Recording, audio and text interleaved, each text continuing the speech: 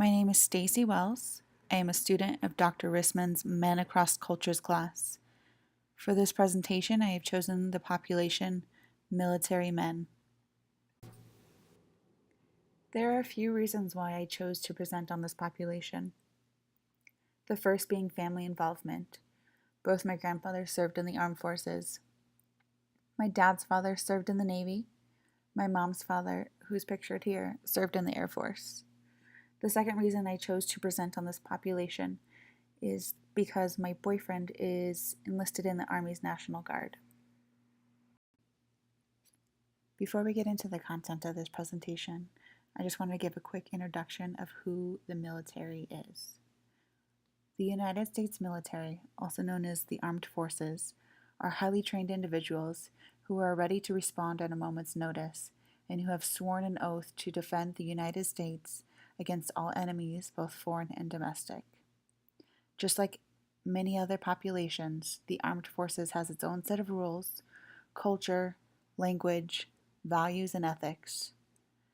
They also face their own number of issues. There are 5 different branches of the armed forces: Army, Navy, Marine Corps, Air Force, Coast Guard. The 5 branches are under the control of 3 different military departments: the Department of the Army, the Department of the Navy, Department of the Air Force. There are 2 different components of the military: active and reserved or National Guard.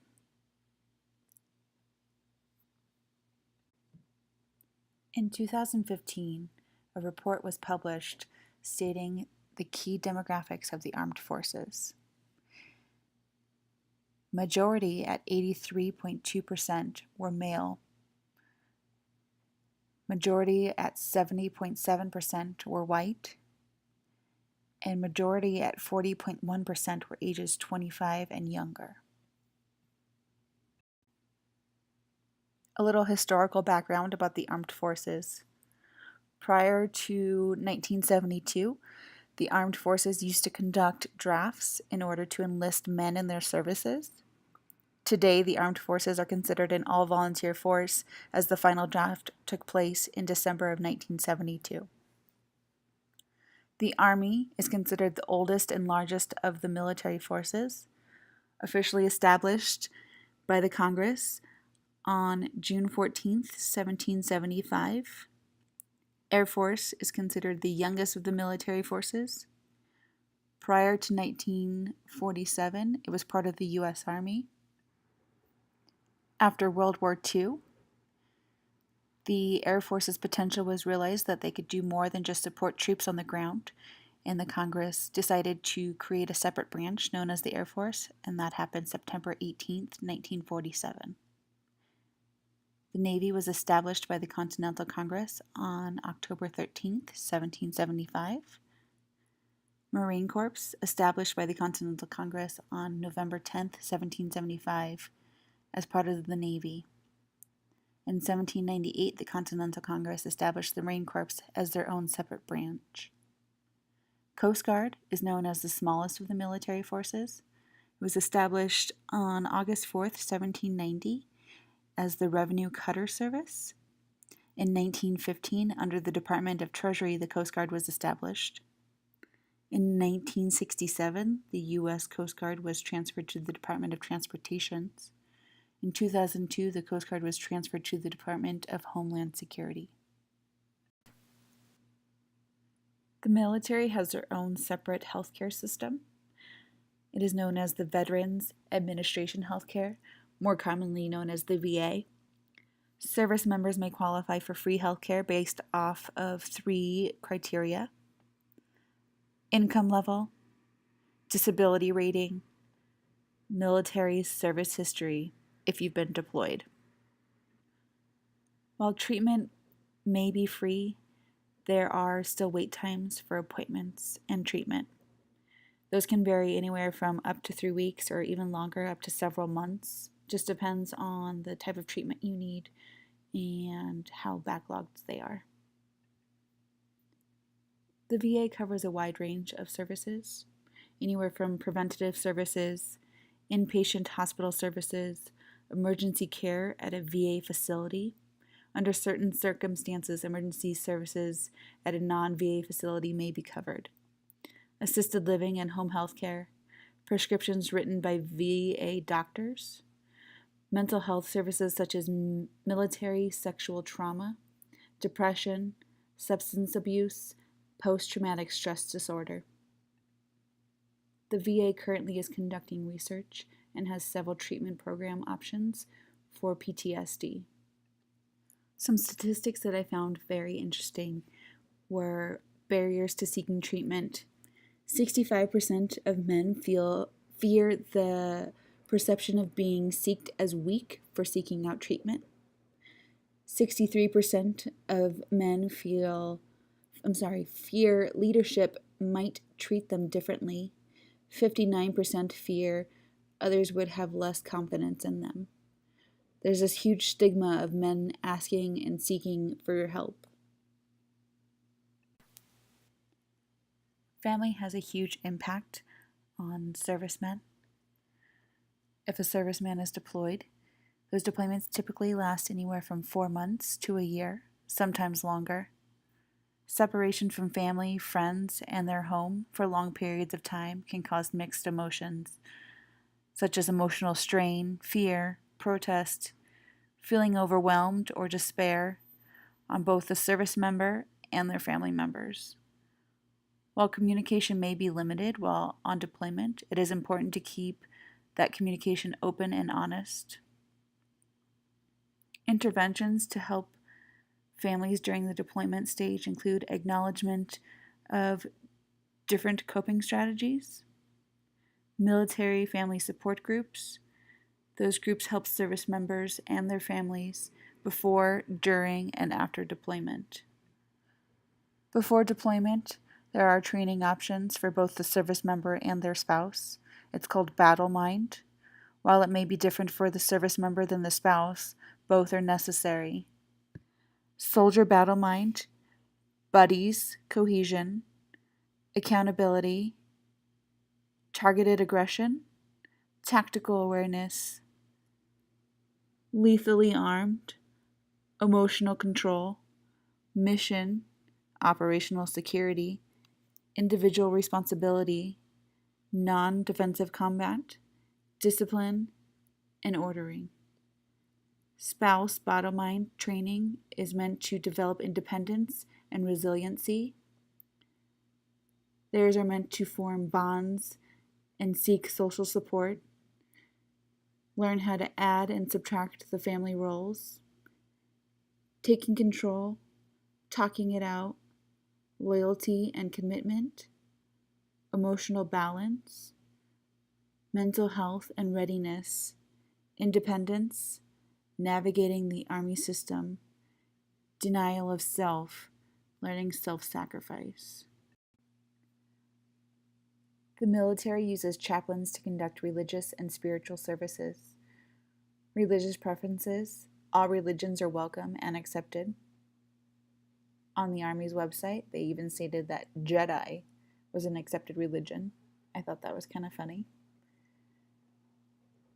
Also, there is no list of an official religion. You don't have to claim a religion.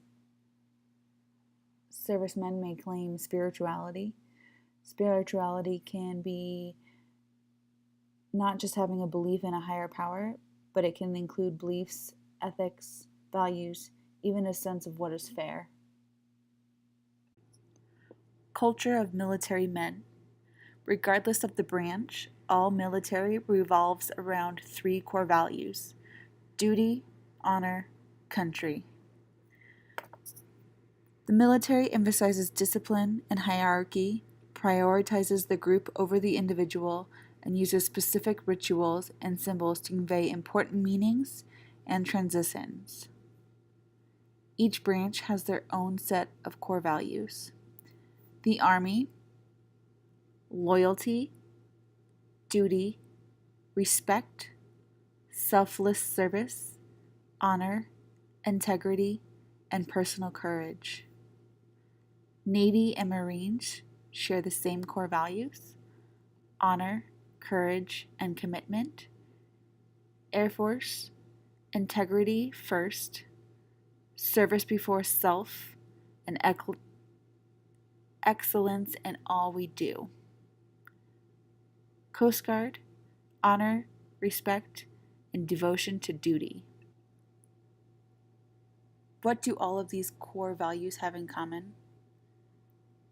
Camaraderie, unit cohesion, and trust, especially during a time of deployment. They want to know that the person next to them has their back, a sense of brotherhood. Uniformity, orderliness, teamwork. Hard work, their reputation is always a concern. They fear disappointing and or breaking trust. Anonymity, success of the mission and unit comes before self. Stoicism, controlling emotions. The inability to do this could be a sign of weakness. Masculinity, whether it is trying to outman the other branch or their comrades, it's always a competition of who is stronger. Loneliness, civilians may not understand the mentalities and duties of a service member. Professional ethos, a sense of purpose. From the very beginning of their training, it's instilled in them discipline, honor, and sacrifice, ceremony and etiquette, cohesion, belonging, morality. Additional subcultures such as the type of unit they're in, the branch they're in, a war-fighting community such as in fighting in Operation Iraqi Freedom, can create stronger bonds and belonging. Military men tend to share the same set of beliefs, thinking, and behaviors. In 1993, President Clinton signed a policy into law called Don't Ask, Don't Tell. This policy banned openly gay people from enlisting or even serving in the military. In 2010, President Obama repealed the policy Don't Ask, Don't Tell. Before the repeal of this policy, many men and women in the military experienced discrimination, harassment, violence, and even discharge from the armed forces. Since the repeal of this policy, other policies have been added to help protect the LGBT service member community. In 2015, the Pentagon added sexual orientation to the Military Equal Opportunity Policy. This policy helped protect the LGBT community from discrimination while serving. June 2016, the military ended its ban on transgender service members. This graph from a Department of Defense report depicts the trends in this population group. As you can see, there was a slight decrease in male enlistment. However, this population is still well above the 80% enlistment rank.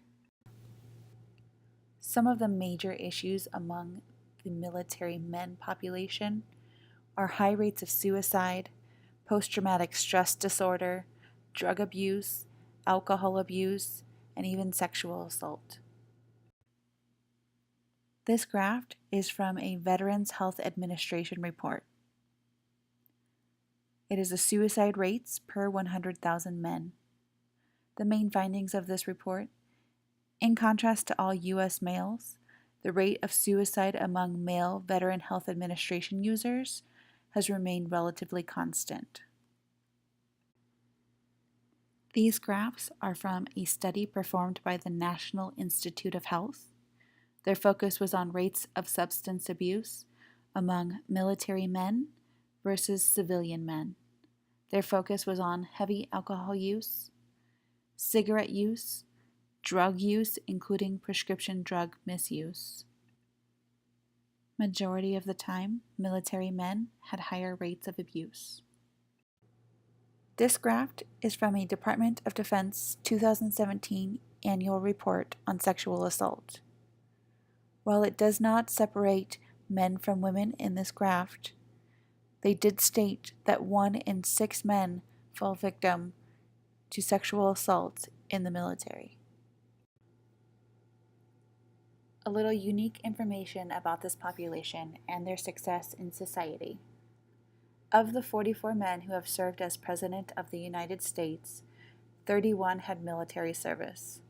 24 of them served in the Army or in state militia, which is now our modern-day National Guard. In conclusion, military men have tight bonds, strong families, and a deep respect for honor and discipline while making a great sacrifice. Military men have a higher prevalence of drug use, alcohol abuse, and suicide. Military men have high occurrences of PTSD. The VA's approach to the stigma of military men asking for help. It takes the courage and strength of a warrior to ask for help.